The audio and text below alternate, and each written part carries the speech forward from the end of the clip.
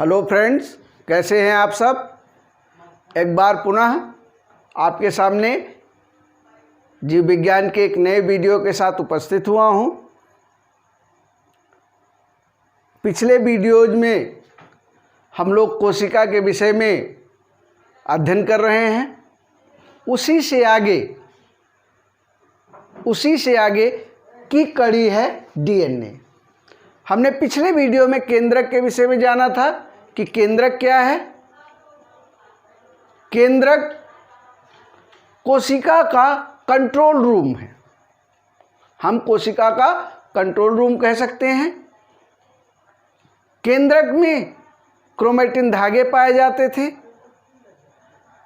जो गुणसूत्र बनाते थे संघनित होकर। गुणसूत्र किसके बने होते हैं? हमने पिछले वीडियो में बताया था गुणसूत्र डीएनए के बने हैं। आज हम इसी डीएनए के विषय में अध्ययन करेंगे। इसी के वीडियो का हम लोग आज अध्ययन करेंगे। इससे पहले आपने यदि हमारे चैनल को सब्सक्राइब नहीं किया तो वो काम जरूर कर लीजिए, जिससे आने वाली वीडियो आपको पता चल जाए। इसलिए बेल आइकन को भी दबा दें। आइए हम डीएनए के विषय में अध्ययन करते हैं। डीएनए का पूरा नाम आप लोग पढ़े हैं कक्षा 6 से लेकर के आज तक। डीएनए का पूरा नाम है डीऑक्सी राइबो न्यूक्लिक अम्ल या acid. DNA deoxy ribo nucleic acid, ये डीएनए का पूरा नाम है।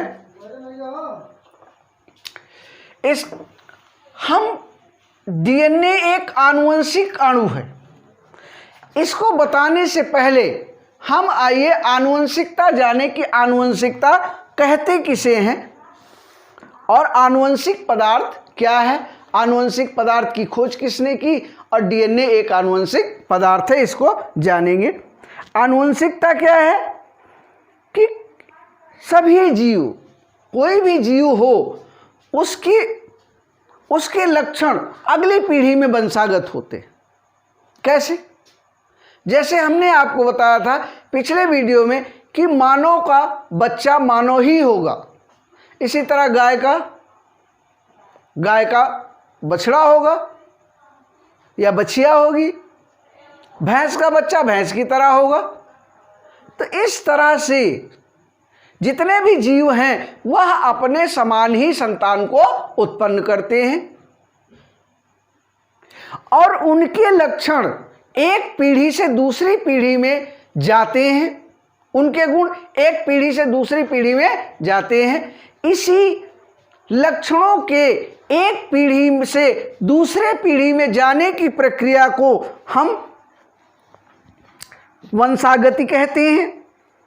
और जो लक्षण एक पीढ़ी से दूसरी पीढ़ी में जाते हैं उनको हम आनुवंशिक लक्षण कहते हैं। और आनुवंशिक लक्षणों के एक पीढ़ी से दूसरे पीढ़ी में जाने की प्रक्रिया को हम क्या कहते हैं? आनुवंशिकता या वंशागति कहते हैं।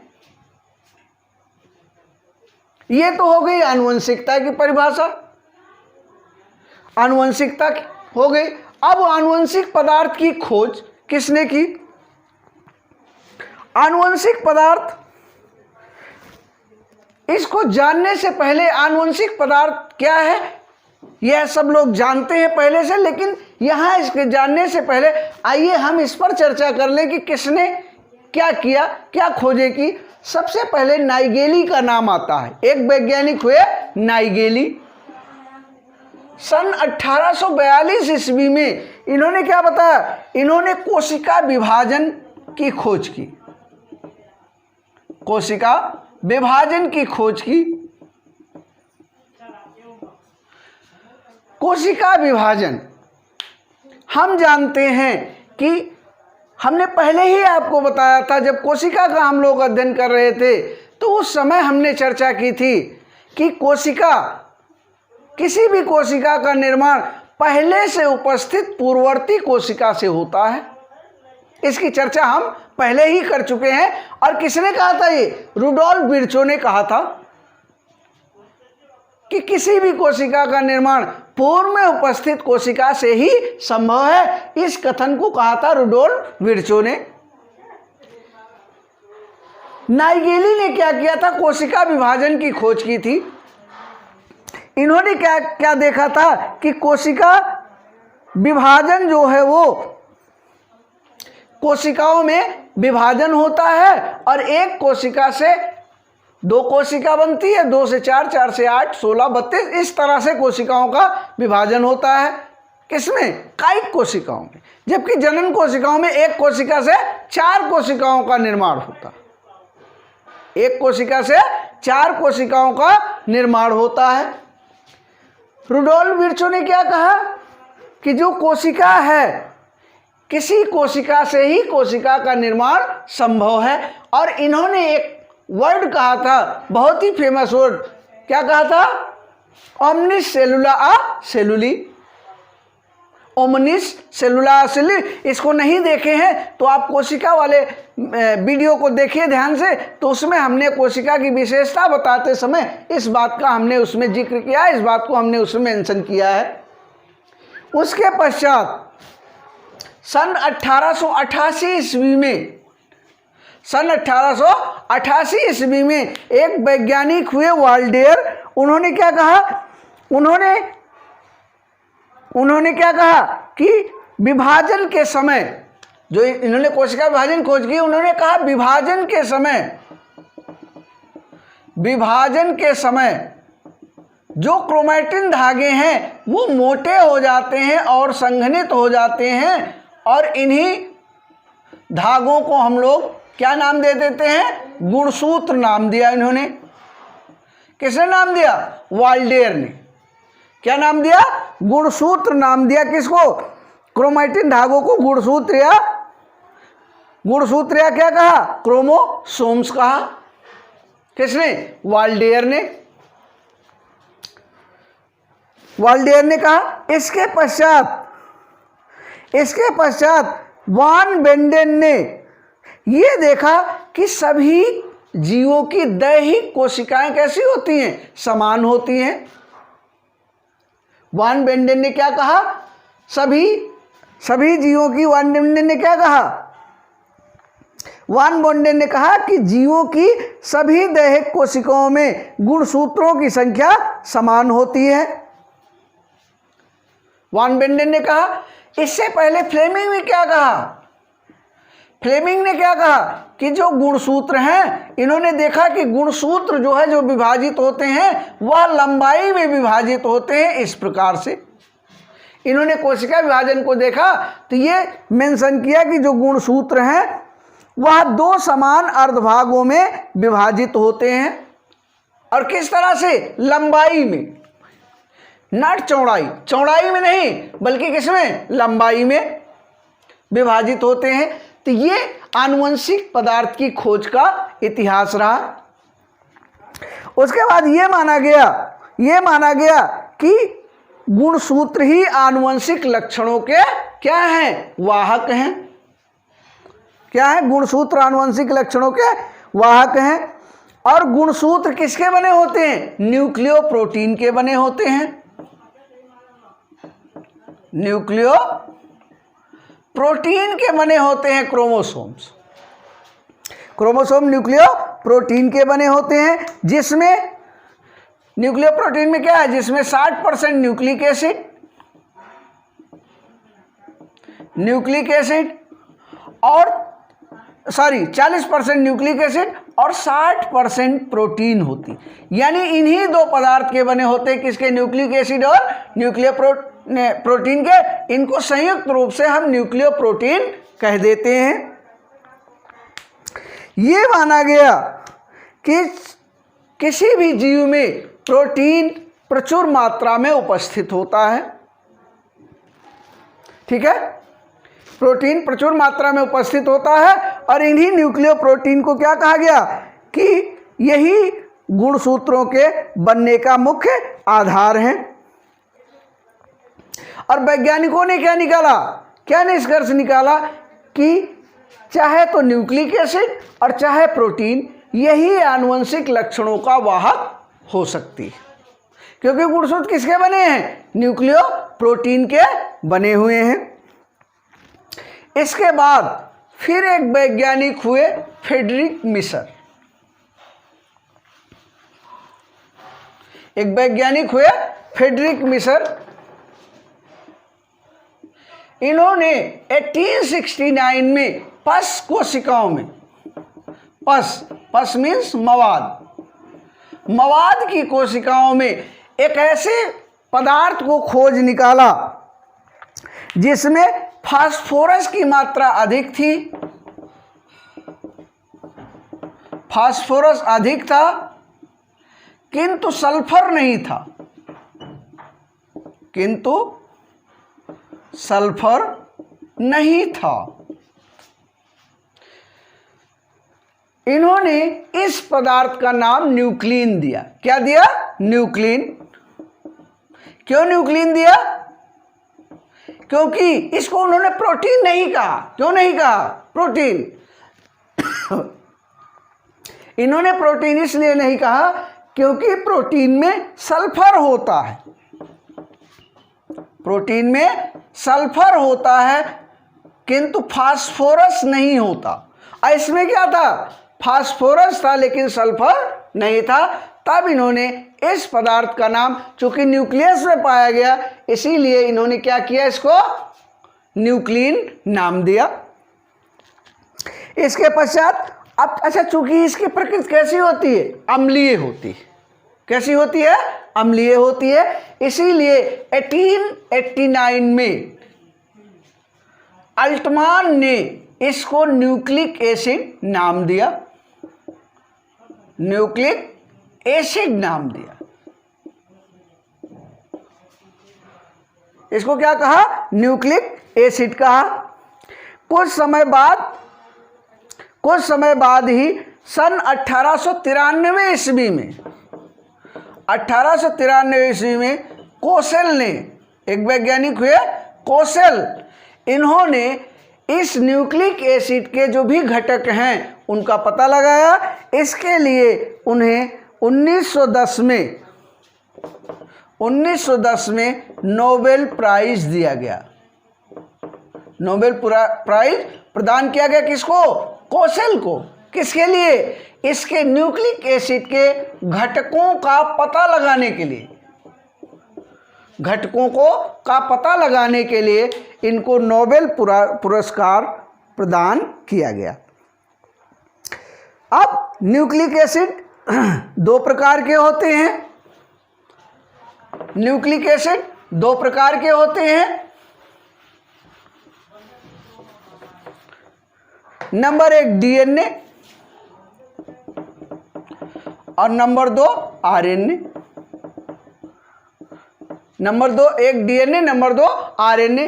अब डीएनए आनुवंशिक पदार्थ है या आरएनए आनुवंशिक पदार्थ है?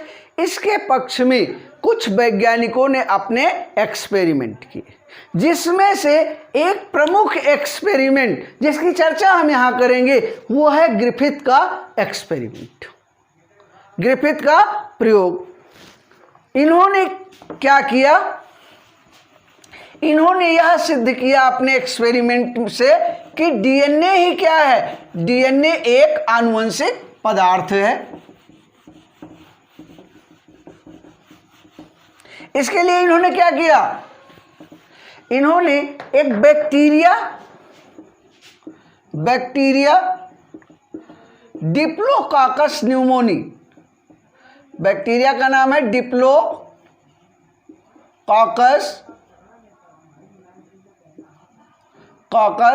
न्यूमोनी, डिप्लोकाकस न्यूमोनी नामक बैक्टीरिया के दो स्ट्रेन लिए,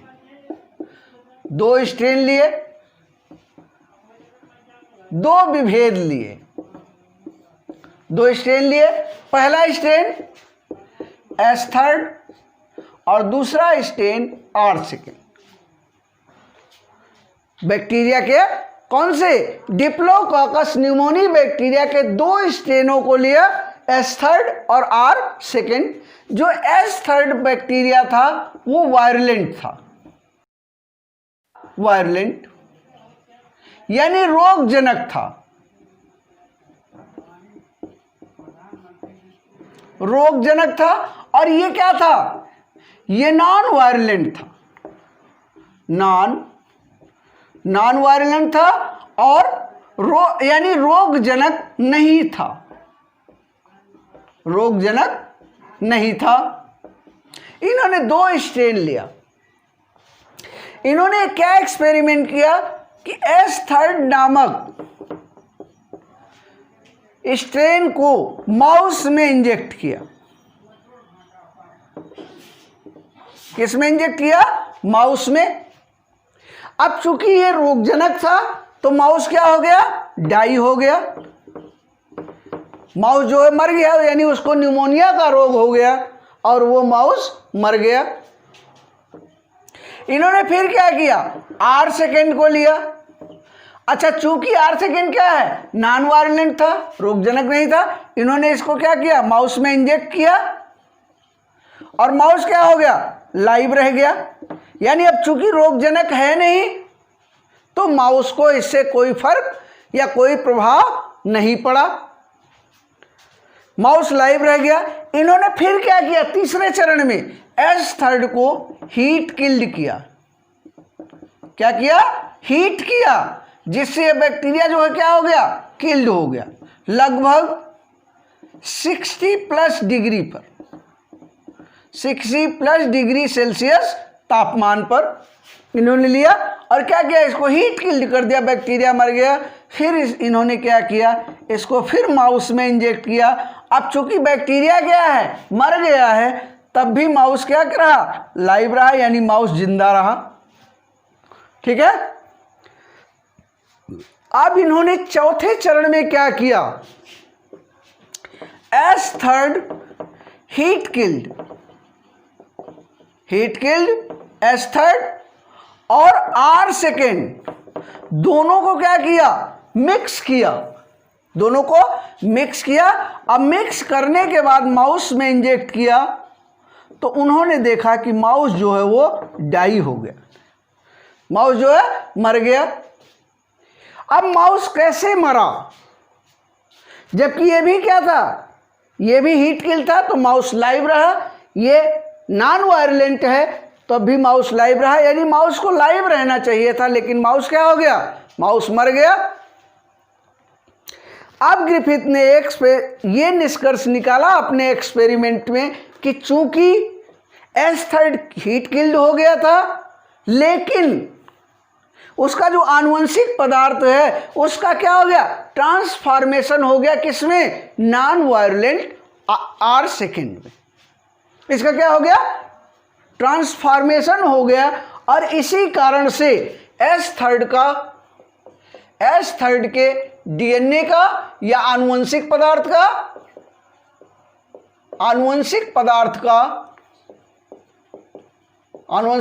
का या DNA का ट्रांसफॉर्मेशन हो गया। किसमें? R2 में। और जो R2 कैसा था? नॉन वायलेंट था। अब किसकी तरह बिहेव करने लगा? वायलेंट बैक्टीरिया की तरह बिहेव करने लगा। और इसी कारण से, इसी R2 के कारण माउस जो है वो डाई हो गया। किसके कारण? ट्रांसफॉर्म्ड। अभी R2 नहीं कहेंगे, क्या कहेंगे? S3 transformed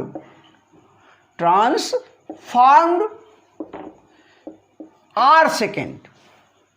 S3 transformed R2 bacteria के कारण R2 जो है वायलेंट की तरह बिहेव करने लगा और माउस जो है वो किल्ड हो गया, यानी माउस जो है वो मर गया। ठीक है। इसके पश्चात इन्होंने क्या निष्कर्ष निकाला कि ऐसा कोई पदार्थ है S3 में S3 बैक्टीरिया के किल्ड होने के पश्चात भी कोई ऐसा पदार्थ है जिसका ट्रांसफॉर्मेशन हुआ। किसमें? R2 में। और इसी कारण जो R2 क्या था? 8 सेकेंड नॉन वायलेंट था, जिससे माउस नहीं मर रहा था, उसी के कारण माउस क्या हो गया, डाई हो गया। तब इन्होंने निष्कर्ष निकाला कि वह क्या पदार्थ है, वह पदार्थ डीएनए है, जो एक आनुवंशिक पदार्थ है। इस एक्सपेरिमेंट से ये निष्कर्ष निकला किसके, ग्रिफिथ के एक्सपेरिमेंट से। ग्रिफिथ के एक्सपेरिमेंट से ये निष्कर्ष निकला कि डीएनए क्या है, एक आनुवंशिक पदार्थ है। यानी ये बैक्टीरिया का ट्रांसफॉर्मेशन एक्सपेरिमेंट था। इसको हम बैक्टीरिया के ट्रांसफॉर्मेशन एक्सपेरिमेंट के नाम से जानते हैं। इस एक्सपेरिमेंट की चर्चा हम जब कभी बैक्टीरिया का अध्ययन करेंगे तो वहां पर भी इसकी चर्चा की जाएगी। अगले, अब यहीं पर हम इसको समाप्त कर रहे हैं। अगले वीडियो में हम लोग डीएनए क्या है, डीएनए की कोशिका में स्थिति, डीएनए के रासायनिक संरचना, डीएनए का रासायनिक घटक, इस सब के विषय में अध्ययन करेंगे। इससे पहले जो हमारे पिछले वीडियो हैं उनको भी हमने क्या बताया था आपसे, ध्यान से देखिए। एक भी वीडियो मिस करेंगे तो आगे का वीडियो आपकी समझ में नहीं आएगा। आज से इस जीव विज्ञान का सबसे कठिन टॉपिक शुरू हुआ है, इसलिए इसको एक एक वीडियो को ध्यान से देखिए, जरूर देखिए, तभी आपकी समझ में आएगा। ये जीव विज्ञान के लिए, जीव विज्ञान के बच्चों के लिए भी और जीव विज्ञान से संबंधित बच्चों के लिए भी अत्यंत महत्वपूर्ण है। इसको देखिए। यदि कोई समस्या हो तो नीचे हमारा नंबर चल रहा है, व्हाट्सएप नंबर, उस पर हमको मैसेज भी कर सकते हैं या कमेंट बॉक्स में कमेंट करके वहाँ से भी अपनी समस्या का समाधान कर सकते हैं। आज हम इसको यही समाप्त करते हैं। अगले वीडियो में पुनः आपसे जल्द ही फिर मुलाकात होगी। तब तक के लिए आपका बहुत बहुत धन्यवाद। एक बार पुनः बताते हुए कि चैनल को सब्सक्राइब नहीं किया है तो चैनल को सब्सक्राइब कर लेंगे, बेल आइकन को जरूर दबाएंगे, जिससे वीडियो की नोटिफिकेशन आपको मिलती रहे। और इसी बात के साथ हम इसको समाप्त कर रहे हैं। आपका बहुत बहुत धन्यवाद।